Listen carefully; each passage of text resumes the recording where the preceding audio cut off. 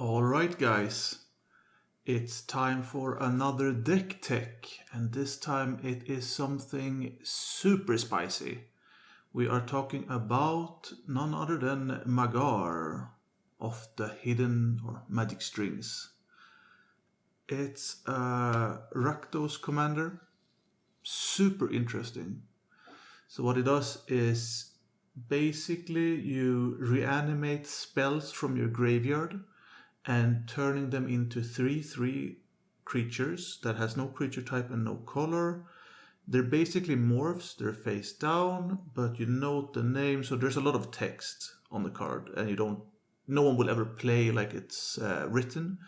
So you will have your spells face up because it's known information, and whenever they connect for damage to a player, you get to cast that spell without paying its mana cost. And that happens every time, so the spell or creature spell does not get exiled. But if they get bounced or destroyed, they will be exiled, so you can only reanimate one spell one time. So that's the core concept, and what kind of stuff does he want to do? And the basic outline is you want to discard expensive spells, reanimate them, and make sure they connect for damage. And how we do that is going to be part of the DeckTech. Let's get into it. And first up we have the draw and discard sort of package. And of course we're running Fateless Looting, drawing in like an all-star of like all decks basically, all decks run this. Three possibilities: instant speed, discard a card, draw 2, great card. Cathartic Pyre, you can either in desperate times you can interact, or when you have that on the field you can do damage. Interact with creatures, and you can discard cards to draw cards, and that's mainly what we are going to do. Cathartic Reunion, just more velocity, discarding more. It's nice. Your basic draw spells, Raid the Bones. Blood Pact, yeah, drawing 2, instant speed, it's nice. Seize the Spoils, getting treasures, so you store up some mana, also nice to reanimate. Shattered Perception. It's a wheel for yourself, but you'd only draw as much cards as you have in hand. But if you have all the spells you want to discard, you can get a fresh, nice hand. And also, if you have bricked your hand, you can always discard it, gets a new one. And the 3: Big Score, Unexpected Windfall, and Pirate's Pillage. They do the same thing, except Pirate's Pillage is sorcery, and Windfall costs double red. But you discard 1 card, draw a card, 2 cards, and get 2 treasures. There are more ways in this deck to discard and draw cards, but this is the basic outline of the draw package on my Moxfield tag list. So we're looking at 11 ways to draw and discard, or only draw some cases. I think this is enough. I've never really had a trouble with this deck to get my graveyard filled. This is basically, I think this one is shared with low-powered Rakdos Reanimator as well. So this is this is a good enough package to get to discard the cards you want to discard. And next up we have interaction, your regular kind of interaction, destroying and so on. And we have Tragic Slip. I really like this card. -13 as well, so yeah. Go for the Throat, basic non-artifact, always, or 99% of the time is what you need. Rakdos Charm, versatile, graveyard interaction as well, so this one is a card you should run in. If you have red and black, this one is fantastic. Terminate, destroying creatures, always nice. Feed a Swarm, if you ever run up against some nasty enchantments. This one is rough to reanimate because you will be paying a life. Pillage, so I had a lot more land destruction before, but people got Virtuous Maneuver, interesting card. Friend or foe, each player. Friends get to reanimate, return to hand 1 creature, and the foes get to sacrifice a creature. So this one with reanimation is pretty brutal. Seize the Soul.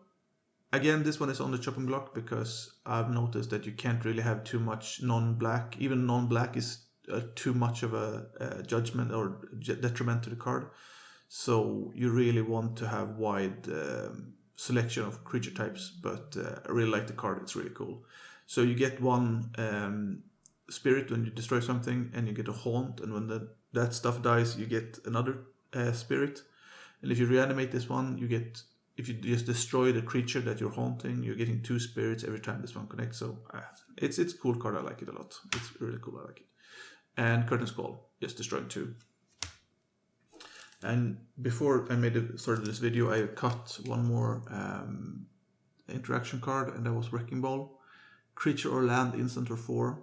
Yeah, you know, people got upset when I showed up with my...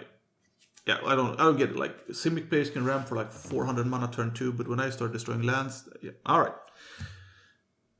Next up is the linear damage, because you can't always rely on splashy big spells and everything connecting, so you have to do some regular damage. And then we have the Spellslinger package. Firebrand Archer, because you're casting the copies, you get triggers on each of these. So Firebrand Archer, dealing damage. Thermal Alchemist, dealing 1 damage every time. You can tap it as well, so this one is a little bit better. Electrostatic Field, also a nice blocker. Both of these guys, 0-3 and 0-4. Thor Wakai the Younger. So whenever I cast a spell, it deals 2 damage to any target. And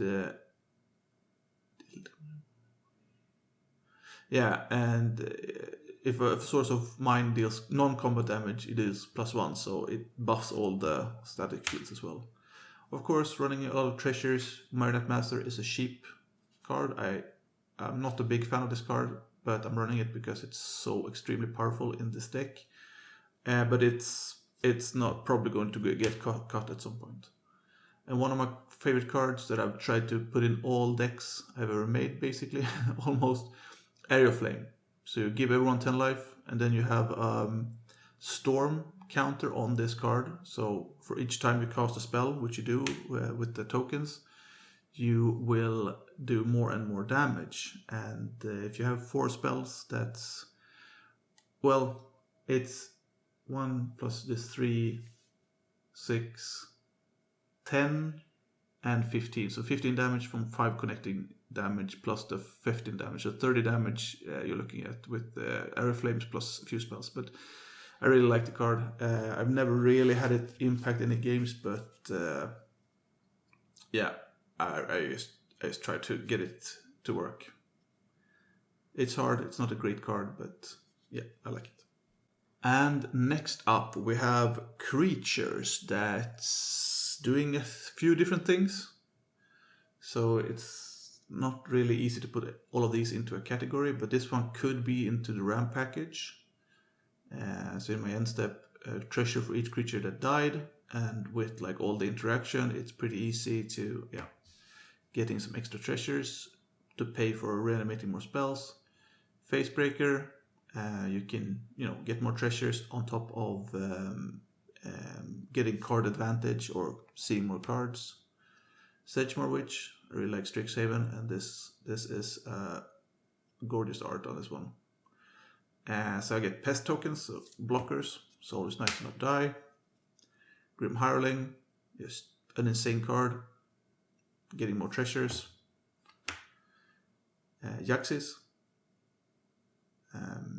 so I can dash her out to create another whatever, or I could just play her and have her copy the creature and replacing cards, also discard outlet and more value from tokens. And then we have Chainer, really cool card, really cool character, and this one is mainly for discard, so basically discarding the spells I don't want to cast. So basically an Ashnote's Altar, but instead of sacrificing creature I get to discard cards. And upside is I can play my creatures from my graveyard. So yeah, This is the hard to define, but like reanimator value, I think, treasure value / interaction sort of, defensive blocker, yeah, value, copy, kiki-jiki style, treasure value, and treasure value. So there's a definite treasure sub-theme in this deck. And next up we have evasion or disincentivizing blocking. So we have a Basilisk Collar, basically just death touch lifelink. You don't really want to block, and yeah, it's just a card I had at home. Key to the city, unblockable, always nice, connecting for sure. Thiever's Tool, because its power is 3, and I have no way to buff the creatures in this deck, so they will always be 3. This one will always make them unblockable. And some really fun stuff from Urza's Saga back in the 2002 or whatever. Simple, elegant creature, cannot and will not block. They are going to connect for everything they are worth, and yeah.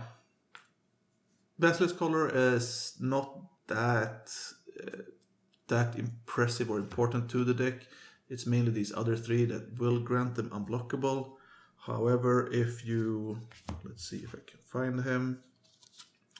If you equip Basilisk Collar to Torvaku, okay, he will become a laser cannon shooting down everything he wants to target for every spell you cast. So that's pretty nasty.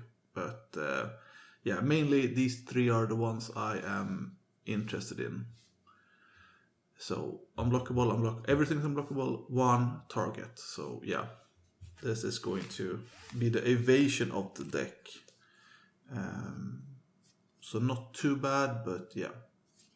This is going to help connecting for damage. And now the part everyone's been waiting for. What will Magar actually reanimate? So the spells you've seen so far, they're value. Like they're fine. There's nothing strange about them. They do what they're supposed to do, and they are fine to reanimate. But now we're looking into some good stuff. This one is not that impressive, but graveyard interaction is super important. So this is basically a cantrip. Also on the chopping block, maybe gonna cut that one later. It's just generally a good card. And these were not in... Oh, they were in order. Yeah, so the CMC of this bunch is going to be pretty high. Spiteful Repossession. I mentioned Simic players and ramping, so this one punished them pretty harshly for that. And giving you treasures. So everyone has more. For everyone who has more lands than you, they will take damage, and you get equal to the difference. If you have 3, they have 5. You get 2 treasures, and they take 2 damage. It's a cool card. Nice to reanimate. Grave Upheaval. I get to reanimate something from an opponent's graveyard. Basic land cycling is a great keyword here because I can discard it. Turn 2, get a land. Make sure I always have my 3-drop. Can play my commander or whatever. So this basically cycles itself. This one, great. And the same with this, Absorb Whiz. Some drain life. It's nice if you go low in health. So when this connects, I get 4, you lose 4. And basically uncycle for 2. So I get to fetch a basic. Brass's Bounty, of course, I had some treasure sub-theme, as I mentioned. But yeah, this one will go nuts. Having this one every turn, it's a lot. Ghastly Conscripture is a new, recently added card. I've not tried this out yet, but it's going to be pretty brutal, I think. So you graveyard interaction, you exile a player's graveyard, and you manifest all those cards. And I think the shuffle part is because they don't know what is going to be what. But you can flip the cards. I'm not sure. This is going to be fun to play. It's going to be interesting anyways. And this one is spicy. So Alpha Brawl, cool name, cool art. Werewolves and stuff, you know. Can get some focus. So what it does is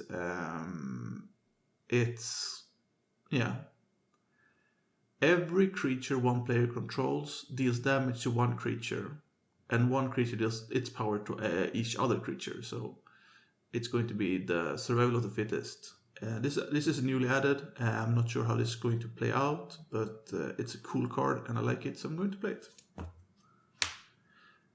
Fever Suspicion.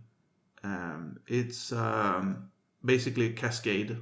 You cascade from all the opponents. Or wait, what's it called? Yeah. You cascade from all the opponents' graveyard libraries for a non-land card. I can play all of them, and the rebound effect will not happen because I'm not casting from my hand, so this is basically a reanimator spell. I'm not sure if I'm going to keep that one. Impact Resonance. It's a really cool card. 2 mana instant, deals X damage to creatures divided as you choose, based on what did the most damage this turn. So if someone does attacks with a 20/20, you can do 20 damage to creatures. It's a cool card. Because even on a 1/1, this one will do 20 damage. So yeah, this is a cool card. We're looking here at 5 damage for 5 mana, instant speed to each opponent. It's a playable card, I'd say borderline playable. I don't see any decks that would want to run this, except like this deck. But I can get to 5 mana and cast this. I don't need to discard this one. Most of these, like Fever Suspicion, I'm definitely going to... get some focus here. Yep. So Fever Suspicion, for sure, 100% I'm going to want to reanimate. Alpha Brawl as well. Ghastly Conscriptor, sure. Brass's Bounty, maybe. These have cycling. But this one I could actually play, so that's nice. But 5 damage, yeah. Hello. There we go. Firefall. 5 damage to a creature, instant speed for 6. But it has basic land cycle, so I get to discard this one for free, or not for free, but yeah, I get it. Grip of Desolation. 6 mana instant, exile target creature and the target land, so you get both. Hopefully people won't cry when I play this card, or reanimate this card to get one of these each turn, but I like this card a lot. Art is cool. And Needlebite Trap. You activate this. Play some Yu-Gi-Oh here. Activating trap cards has always been cool. Draining. And people gain life all the time, like gain lands or whatever. You can play this at turn like 1 or turn 2. Yeah, you get this one in your graveyard, you can reanimate it, and it's going to get you a lot of life over the course of the game. And this one. And this one is pretty damn nasty. I'm not going to lie. This one is a reanimator spell. You roll 2 d10s. One is a Gary. You gain life equal to the damage dealt. And the other side is a reanimator spell. And this one combined with... this is not going to be a fun time. Even if it's just like 3 and fabricate for 3 more, 7. So each treasure you sacrifice is dealing 7 damage. It is going to be a rough time. This is why I don't basically like this one a lot. But that's a cool spell. Reanimate and draining life on connection. It's 7 mana. You can play it, but yeah, basically you want to reanimate it. So that is... Let's see if we can get some focus on this. And this is basically the spells I'm reanimating. Pretty much cheap, cool spells. The whole deck, I think, is currently cheapest version around 30 euros. So yeah, this is a super cheap deck if you want to run a cool Rakdos, like sort of Spellslinger deck with a lot of interaction, because this one for sure could be considered interaction as well. This one is interaction as well. This one is interaction as well. Cremate, sure, graveyard interaction is interaction. Alpha Ball is a sweeper, so that's basically interaction. Graveyard hate's not that. Yeah, so that's the spell package that you want to reanimate. Super fun cards. Like, people haven't seen half of them, so there will be some explaining you have to do. But yeah, this is fun. Next up is Ramp, and yeah, it's nothing special. Soul Ring, Wayfarer's Bauble, Fire Diamond, Charcoal Diamond, Felwar Stone, Signet.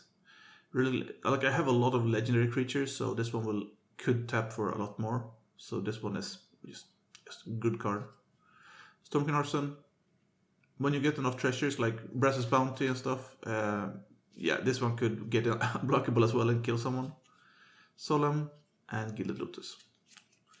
So nothing special, and there's a lot of stuff that does treasures, or create treasures. So yeah, this is basically what you need to have a functional deck. Next up is the boring part. It's the lands, and I have some modals. Instant destroy target creature for 4. Yeah, it's basically interaction. Here's a drain spell. Like, you can discard this one if you have your lands, and yeah, draining as a drain spell. Spikebill Hazard, and yeah, like it's a spell. No opportunity cost really, because it's instant on top of it, so it doesn't really matter. Ridge, Marsh, Peaks, Sulphur Springs, tap land, Mirrored Landscape I don't like, but it ended up in the deck, so I had I brain farted when I made it. Psycholands I do like, to actually just never, or don't brick mid game. Command Tower, Witch's Cottage, reanimate and play a lot of basics, and of course Rogue's Passage. And then we have Theros Pokemon Lands. First we have the awesome Swamps.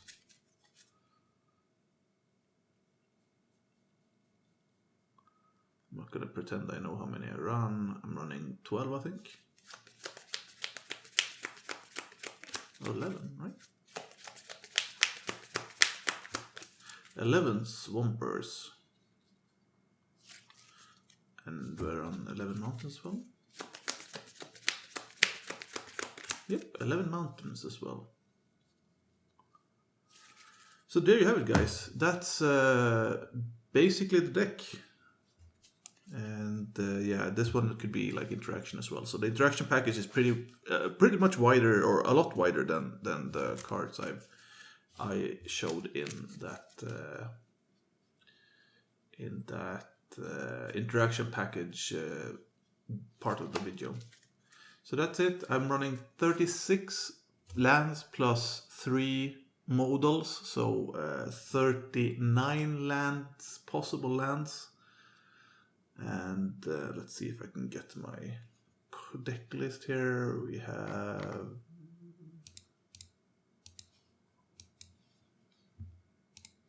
multi-million production style.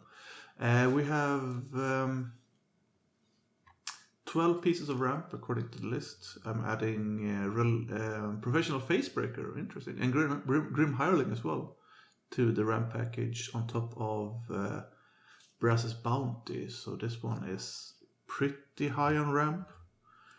The fun stuff, value stuff, these ones are all over the place, but yeah, they're cool. Like Alpha Brawl is just, the name and everything is just so cool. I like it a lot. And the evasion part is getting a bit slim, but yeah. A 3/3 is like, it's not a big creature, but it is something. Like, you sort of have to not respect it, but you have to like at least have blockers, and running a lot of interaction. You can actually like politize your way into a good attack. Like, you can destroy stuff, or you can, like, say you reanimate stuff like Rakdos Charm, and you propose an attack and say you take 3 damage, and I get to destroy Unwinding Clock, or like someone's Aetherflux or whatever, unless you're dead already. So you can do a lot of stuff, and like pillage as well. Like if someone has a Urborg, or like someone has a Rogue's Passage with some nasty creatures, you can just say, all right, let me connect for 3 and I'll destroy unblockable lands. So, or like Cabal Coffers or Urborg or whatever, yeah. So even Gia's Cradle, but you know, this is not on that power level at all.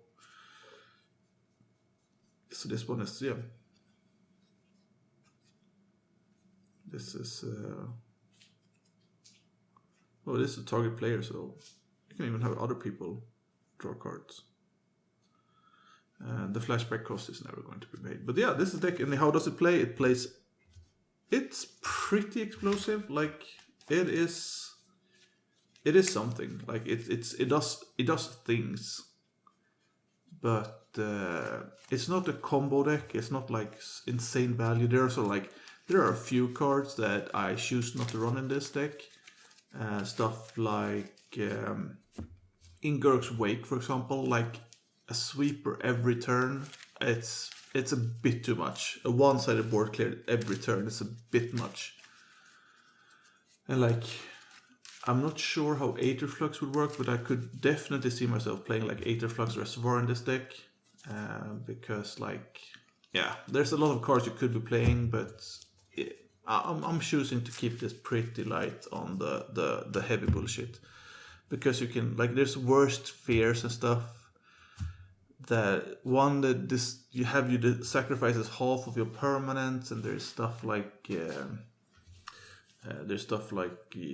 take control of people's turns, and there's just a lot of stuff you could be doing with this deck, and I'm not really super into the idea of like having a hard like Rakdos control like board. Yeah, so I want to keep this fun, and I think I've managed to do that on a budget as well, because again, as I mentioned, the cheapest version currently is €31.16. So basically on par with the precon. Yeah, so this, I would say, like, yeah, I think this could play fairly fine with against the precon. So there you have it, guys. That will be the deck Magar of the Magic Strings. He is a Minotaur Performer. Really cool card. And of course, guys, if you're going to play stuff from the onset, make sure the table is fine with it, because I don't see a problem with this particular guy, but I think that's a healthy habit to have. Like if you're going to play something like wiki, like strange, or it is a magic card. Like it doesn't do anything super weird, but there are other cards that people like myself included would want to have the option not to play against from the like onsets, and even though this one isn't one of those, I think it's good to let the board know that you're playing, like have the pod know that you're playing something strange. All right, take care, guys.